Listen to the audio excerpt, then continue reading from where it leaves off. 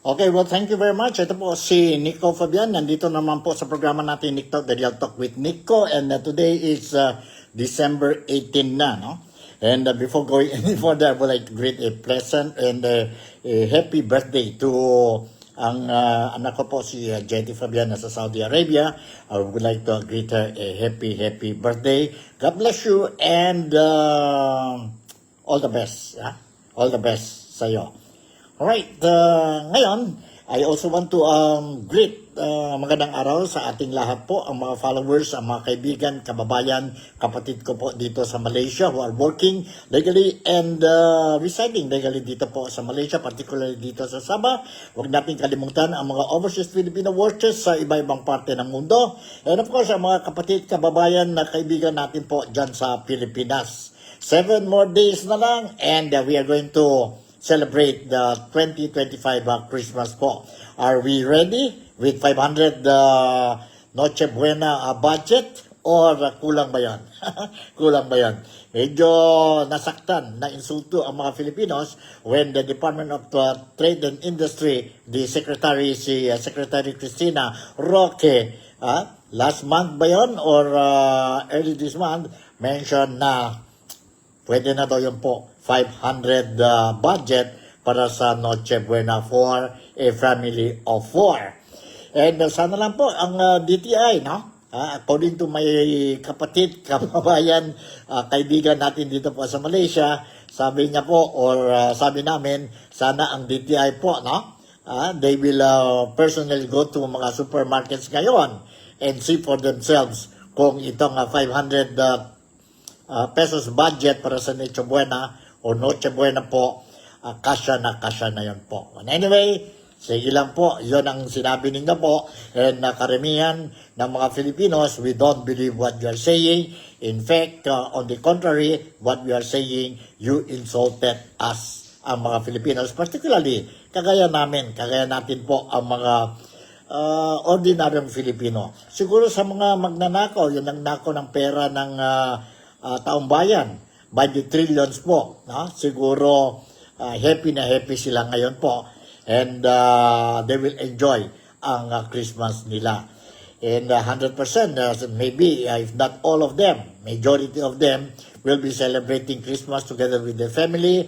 Kung hindi, en grande ang Pasko nila po, celebration, or maybe they will be going out sa ibang nasyon, yun may snow, mag-enjoy sila po ang pera na nagnakaw sila sa atin po, no? Sa atin. So, konsensya na lang sa mga tao, mga magnanakaw po, no? Mga magnanakaw. And 7 more days na lang, and hanggang ngayon, masing isa po ang promesa ng Pangulo natin, si BBM, no? Si BBM, at saka yun si Mr. Ombudsman, no? Ang DILG, no? They promise that mayroon daw po will be put behind bars before Christmas or before on or before December 15. And 7 more days na lang and Pasko na po and I don't think so po. But anyway, siguro bukas mayroon pa po, pwede pa ihabol nila po to show to the public, ang mga Filipinos po, na what they promise is not an empty promises po, no?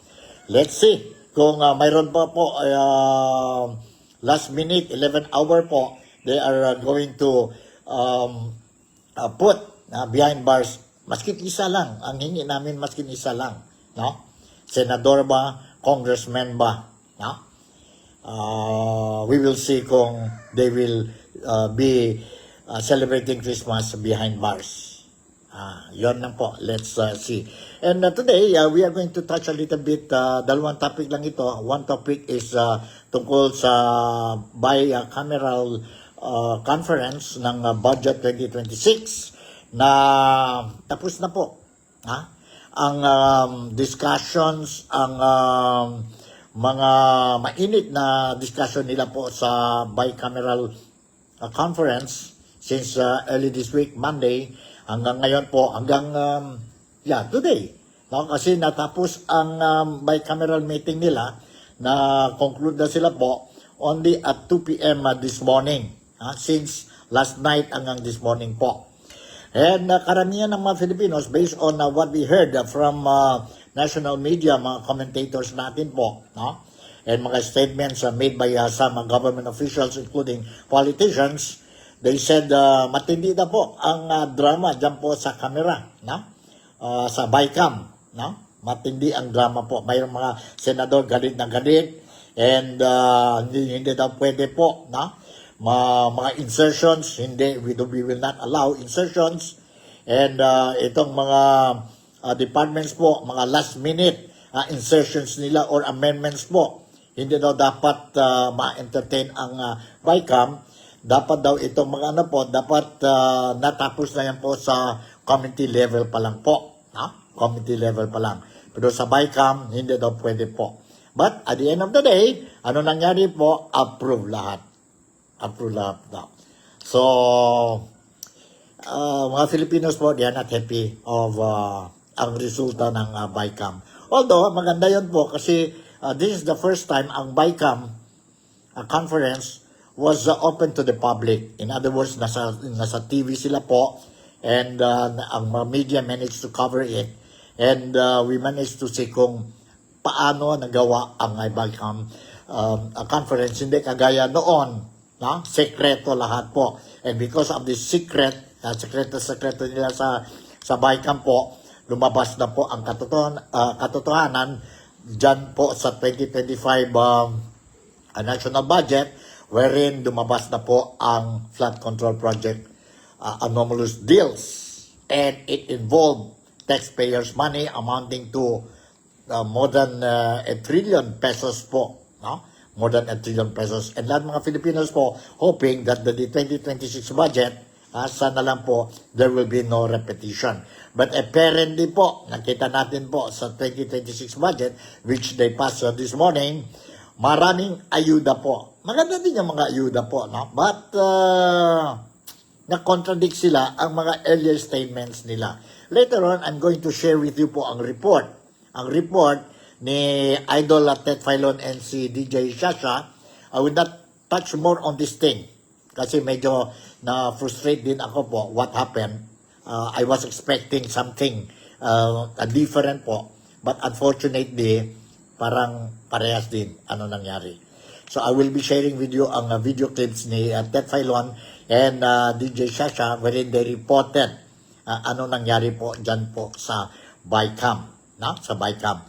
And they discussed this thing po during the program this morning. This morning po, December 18. December 18 po.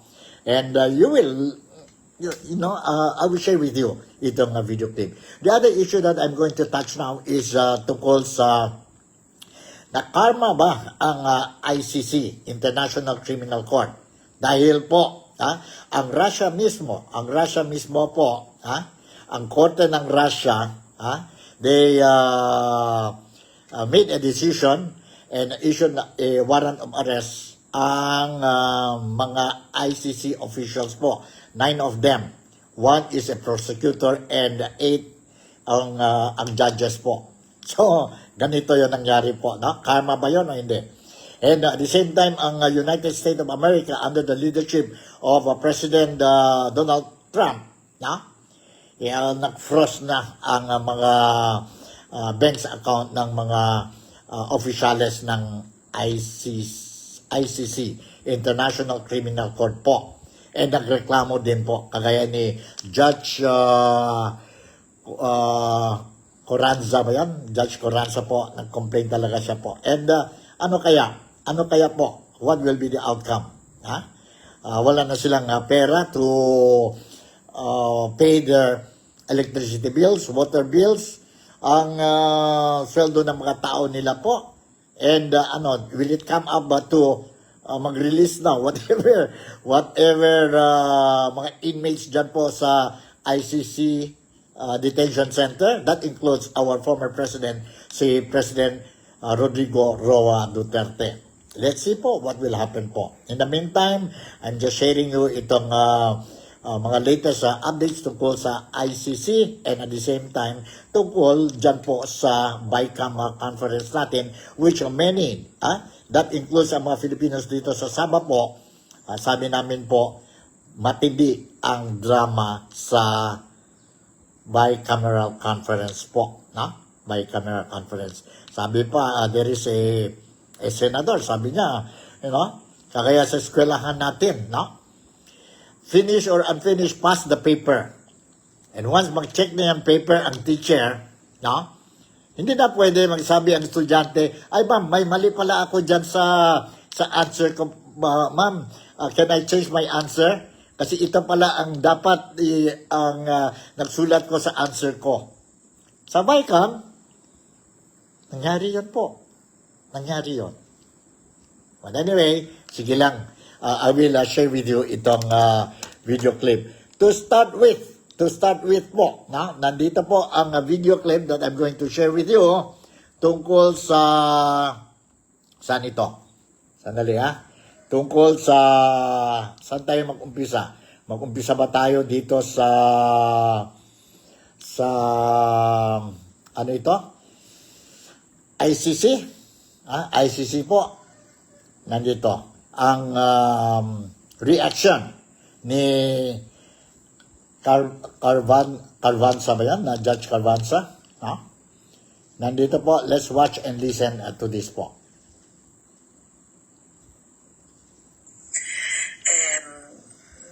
And then at the beginning I was called from the bank, I wouldn't say the name now, to announce me that they were canceling my credit card and that I couldn't move any bank account in dollars. I couldn't touch it because they are like kind of freeze. And then we discovered that I couldn't make even an Uber. I couldn't ask even an Uber meal or an Uber taxi. I couldn't use Western Union, where normally I send money to my country for the maintenance of my house.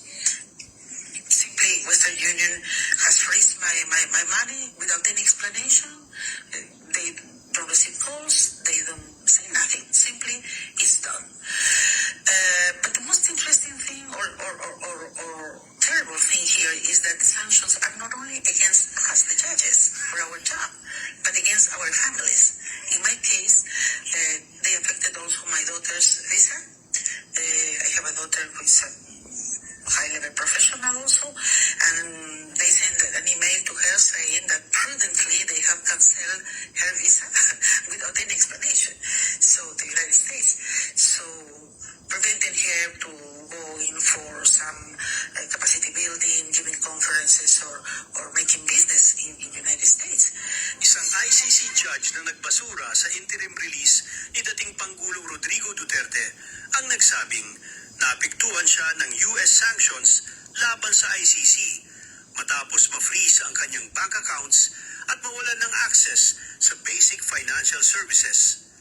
Ayon kay Judge Luz del Carmen Ibanez Carranza, bigla ring kinansela ang kanyang credit cards at naapektuhan pati ang kanyang pamilya, kabilang ang pagkansela ng US visa ng kanyang anak. At the beginning, I was called...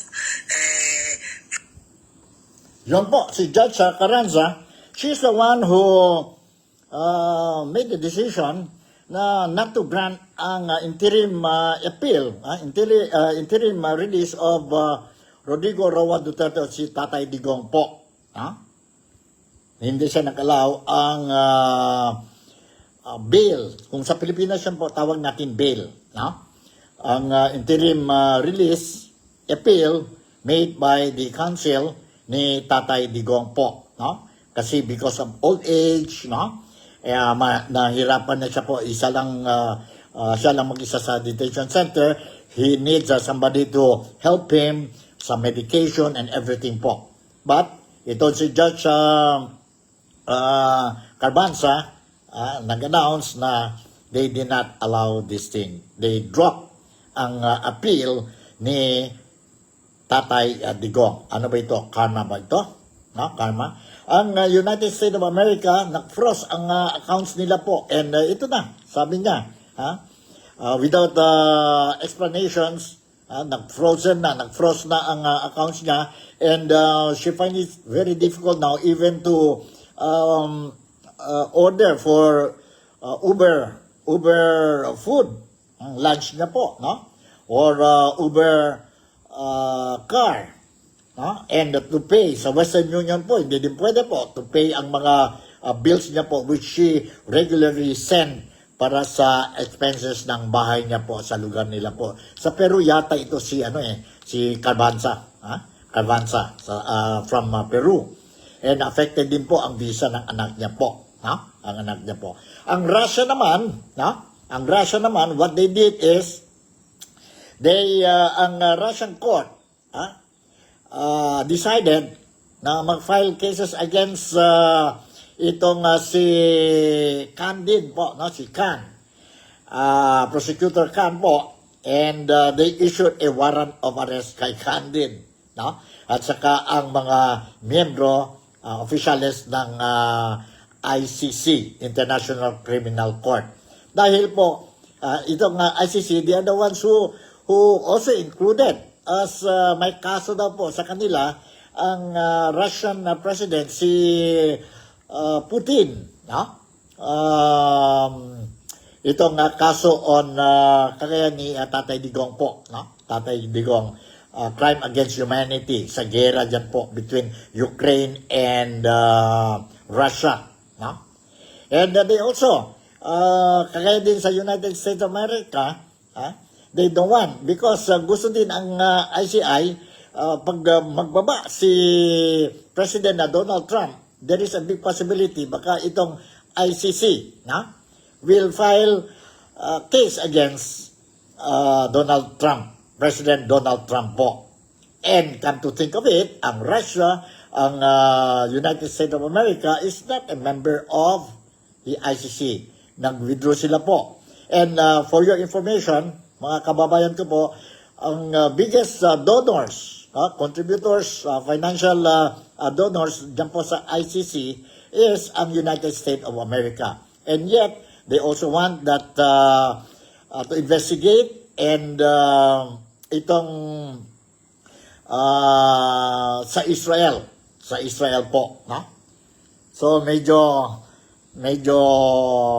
the US and Israel is not happy with mga desisyon ng ICC kasi nag-withdraw sila. That includes even ang financial donations that they are giving to ICC. So ngayon, parang we can say bankrupt na po si ICC. I don't know what will happen to ang mga inmates dyan po sa ICC. No? Kung wala ng kuryente, wala ng tubig, wala ng budget sa mga empleyado nila po. So ano mangyari sa mga inmates, no? Mga inmates, kagaya din ang presidente, former president natin si President Rodrigo Roa Duterte. Diyon po sabi natin karma, no? Karma is real. Karma is real. Ngayon po, a lot of countries believe that this ICC, ano lang ito po, no? May political color ito po when we talk about ang mga kaso nila sa mga heads of a government or heads of the countries po, no? For as long as you pay them, then they will push through ang kaso po.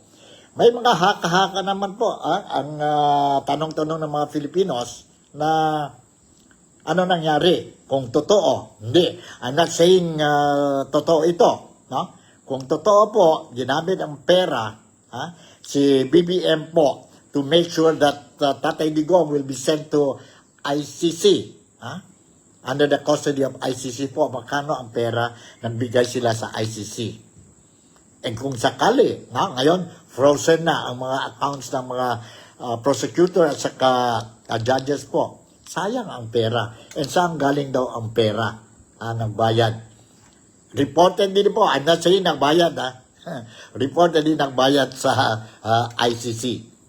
ICC. So, sayang ang pera po. And everybody, because of these developments, ang mga Filipinos po, especially those are supporting si Tatay Digong po, we are hoping that because of these developments, si Tatay Digong po will be sent back to the Philippines, which is the clamor of many Filipinos because they believe inosente, si Tatay Digong. And he did a lot of good things para sa bayan natin, sa Pilipinas, at saka para sa mga Filipinos. He protected the welfare and interests of every Filipino when he was the President of the Philippines from 2016 hanggang early 2022. And nag-take over sa kanya po ang incumbent President natin, si President Ferdinand Bongbong Marcos Jr., of which maraming mga Filipinos po, they are not happy with the manner si BBM is managing or running ang Pilipinas natin po. Nandyan po maraming problema, especially itong corruption sa Pilipinas. Hanggang ngayon po, is creating a lot of difficulties sa buhay ng mga Filipinos po. Hindi lang ang reputasyon ng mga bayan natin sa ibang nasyon, kundi ang daily lives ng mga Filipinos po. Dahil they misuse, nagnakaw silang pera ng taong bayan, ang mga taxpayers' money intended for infrastructure projects, but unfortunately, nagnakaw sila po and malaking problema sa infrastructure projects natin po, hindi natuloy. Maraming mga projects na nagiging ghost projects po, substandard, and hanggang ngayon, maskin isa po, wala na kulong. Hanggang ngayon, wala pa na kulong po. Let's see po. And the Filipinos would like to see po, sino talaga ang mastermind. Hindi pwede si Congressman or former Congressman Saldico alone po. Hindi pwede din si former Speaker Martin Romualdez. Sila lang dalawa po. Mayroon silang mas mataas sa kanila po. And yun, sino yun mas mataas po, alam na natin po. You and me, we know kung sino yun po. So ngayon, naghintay ang mga Filipinos po, itong we are giving until Christmas kasi they said December 15, walang nangyari, walang nakulong po. And siguro, sige lang, gano'n naman mga Filipino. We are God-fearing people, forgiving, but we cannot forget. We cannot forget po what they have done to us.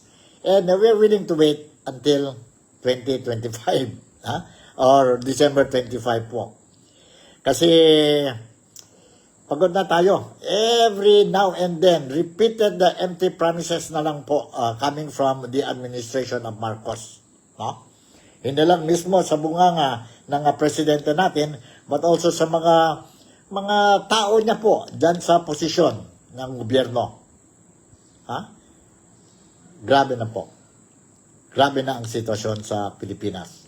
So yan po ang latest updates natin tungkol sa ICC. And now let's go to itong BICAM conference which natapos po this morning. And medyo yan, I also noticed na maraming itong 2026 budget po, maraming mga ayuda. Maganda yun mga ayuda po. But, is it the right timing? Right timing ba yun po? Correct ba yun what they did? Correct ba yun what they did? Parang nandyan pa din mga insertions. Which, ayaw natin po, mga amendment insertion. Last minute, 11 hour po. Nagawa yon. Ang problema sa atin ngayon sa Pilipinas, correct me if I'm wrong, nakikita ko po, sabi nila, politics is good. It is the politicians that is dirty. Correct yun po. Politics, maganda yun po. But ang mga politicians are dirty. And hindi lang ang mga politicians are dirty. Ang sistema natin, dirty din po. Walang implementation, proper implementation of our policies, ang mga laws natin po. Ang sistema natin, government system po, malaking problema. Malaking problema po. Unless we change that thing po. we change our politicians, and then we change our system of governance, then we can look forward for a better future. For as long as it will not happen po, parehas pa rin ang buhay natin. What we are suffering now, we will continue to suffer po. But may limitasyon yan po. Kung sobra na po ang mga Filipinos po, definitely they will be doing something. I'm not promoting anything, but I'm just saying is that wag na sana tayo magdating sa puntos po wherein corner na corner ng mga Filipinos, and we might see another people's power po, only to achieve genuine changes sa buhay natin sa Pilipinas po. Okay? Nandito ang report ni Ted Filon and DJ Shasha pagdating naman sa BICAM. I don't want to touch more on the BICAM. No? I can share with you some thoughts, my personal opinion, but just listen to this video clip po. Ang report ni Ted Filon, a very respectable TV personality, newscaster, commentator po dyan sa Pilipinas, together with DJ Shasha. Let's watch and listen to this. Mga pinaka-malalaki at pinaka-importante balitang dapat yung malaman, ako po si Ted Filon. Ako naman po si Zarina Guevara. Abay sa ating pangunahing balita, inabot po na hanggang kaninang alas 2 na madaling araw ang ang deliberasyon ng BICAM para po sa 2026 proposed budget. Formal pong nagsarado ang sesyon kanina matapos po ang ilang araw na pagtalakay sa higit na 6 trilyong pisong budget sa taong 2026. Huling inaprubahan sa pagtatapos po ng BICAM ang halos 530 billion pesos na budget na naman po ng DPWH. Napakasunduan kasi ng Senado at ng Kamara na 20.7 billion pesos na lamang daw ang itapya sa budget ng ahensya mula sa orihinal na 45 billion pesos. Ito nga po'y kasunod ng apela ni Secretary Vince Dizon na ibalik daw ang ibinawas na pondo matapos ngang i-adjust ang budget ayon sa isinumiting construction materials price data. Nagdesisyon po naman ang BICAM na ibigay ang 16 billion na binawas sa DPWH sa PhilHealth, habang 4 billion po naman daw na natira ang ibibigay sa NDRRMC bilang ayuda sa mga sinalantana sa puna. Napakarami namang ayuda nito. Maliban dito, meron pang wala ho naman daw nila ang pondo ang BICAM sa 2026 para po sa flood control project. Pero tuloy ho naman daw ang pagpapatayo sa mga ito gamit ang tirang pondo noong 2024 at 2025. Samantala, nilinaw naman po ng palasyo na walang puwang ang lesser evil na 2026 national budget. Kaya naman naging dikdikan ng pagbusisi ng pondo. Sa Bicameral Conference Committee meeting ng Senado at ng Kamara, may pagkakataon pang nag-init ang ulo at napatayo si Senator Loren Legarda. Habang tinatalakay ang budget ng Department of Transportation o DOTR, hinanap ng ilang mambabatas ang pondo para sa Mindanao Railway System. Kayong wala naman ito sa National Expenditure Program o NEP. Hindi naman trabaho ng senador, ng chairman ng finance, sagutin ang ahensya, bakit wala sa NEP? Yun yung tanong namin, bakit nga wala sa NEP? Mag-isip-isip sila, matuto sila gumawa ng budget nila. Bakit tayo mag-iisip ngayon, ba't wala sa NEP? Thank you for the lecture, Senator Loren. I'm not lecturing. No, we thank you really. You're really saying the right thing. No, But it's true. anyway, Because I was there for 5 years, and sometimes, the last minute, they submit in the BICAM. Yan nga po ang mainit na sagutang tinig ni Senator Loren Legarda at Congressman Rufus Rodriguez. Alright, yan po ang report ni Ted Filon and DJ Shasha tungkol sa BICAM conference which concluded early at 2 p.m. or 2 a.m. This morning. Tapos na po and maybe they will be passing it po sa December 22. They will sign ang 2026 budget, national budget, and then it will be forwarded to the President for scrutiny, and subsequently he will sign ang 2026 budget to be implemented by next year, no? So wala nang question na tungkol sa reenactment ng budget earlier that ang mga members feared, no? They feared po baka reenactment tayo po, no? So ngayon wala na, natapos ng ang debate nila, and they come up with a compromise. So based on this budget 2026 po, nakita natin as what si Ted Filon was saying, ang dami mga sabihin natin na ayuda po. Yung mga ayuda po, we have seen that before the election, May 12, 2025 election, midterm election po, ang dami mga politicians nagbigay ng mga ayuda sa mga botante, sa mga Filipinos po. And because of that, mayroon ng mga kalukuhan, no? Kalukuhan. Sa AX alone, sa National Appropriation Program nila po, they mentioned 26 billion po, no?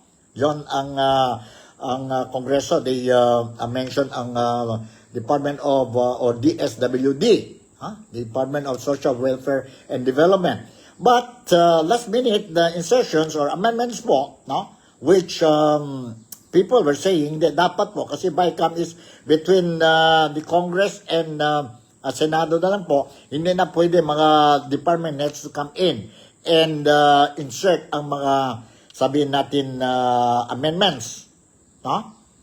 But they allow it, and na-approve sila, no?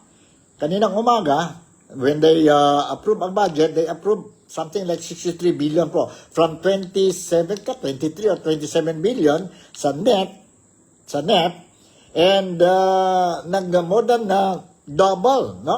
Ang budget sa AX, no? Sa AX po, it became 63 billion pesos. Yon po ang problema.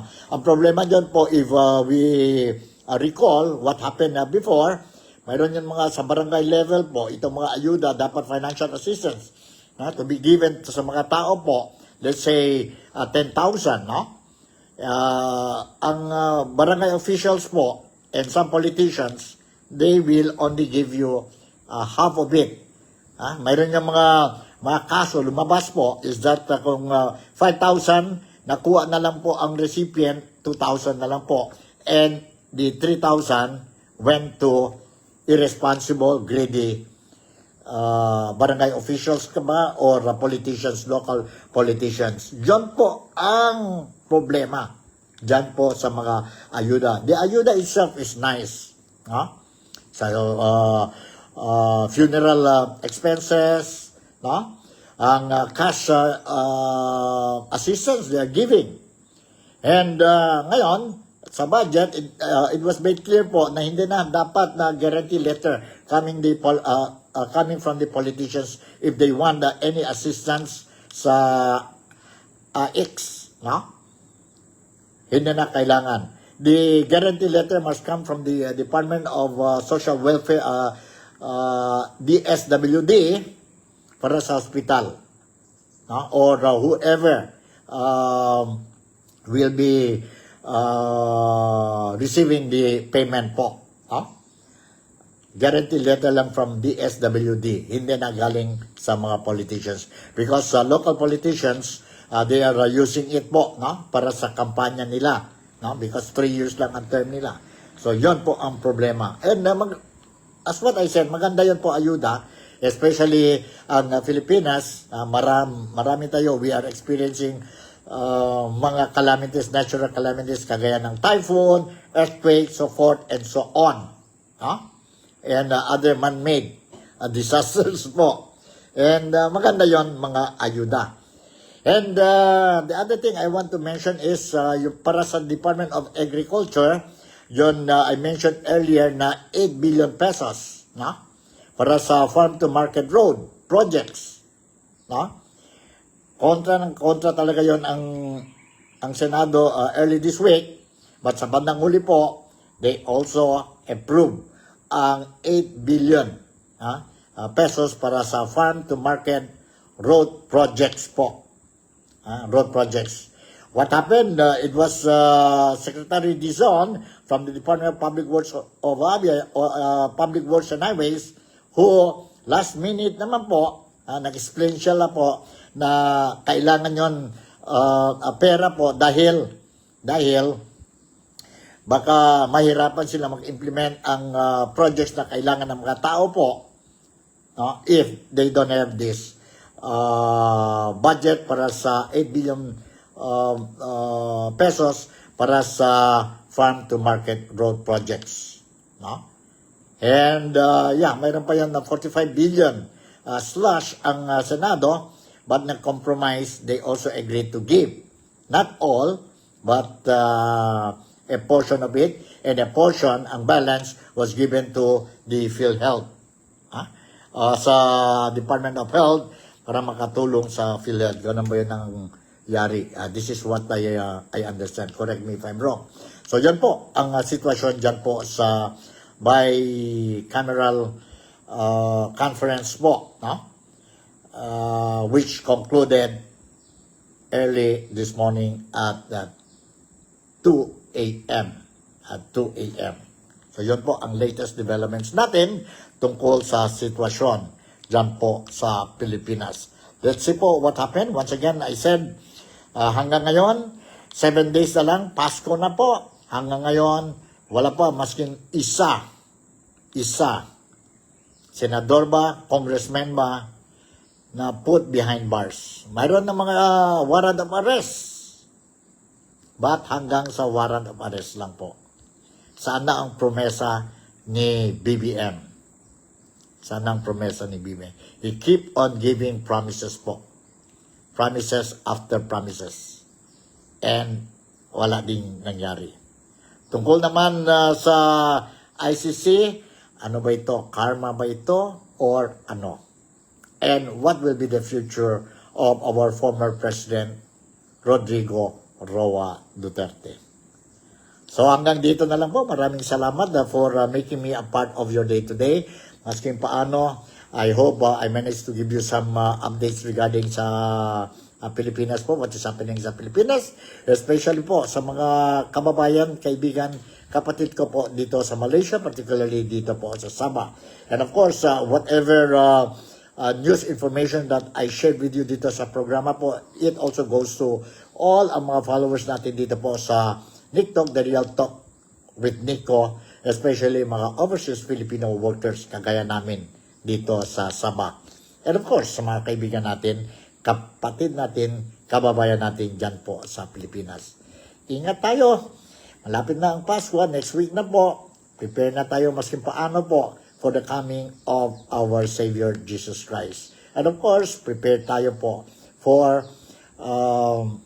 bidding goodbye to 2025. And let's hope that 2026 will be another prosperous New Year for all the Filipinos. After ang New Year natin 2026, mayroon pa isa pa.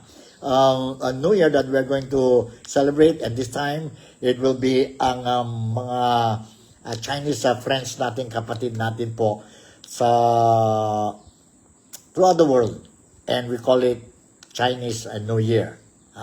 Chinese New Year 2026 is the year of the horse, year of the horse, and ang Chinese New Year will start on February 17 hanggang March 3. March 3 po. 15-day celebration niya po. March 3, ibig sabihin ang New Year will culminate with this celebration we called Chap Gome. Chap Gome po. Malaysia will also celebrate. Definitely, sa Pilipinas, ang mga Chinese friends natin, kaibigan natin, kababayan natin po, they will also be celebrating ang Chinese New Year.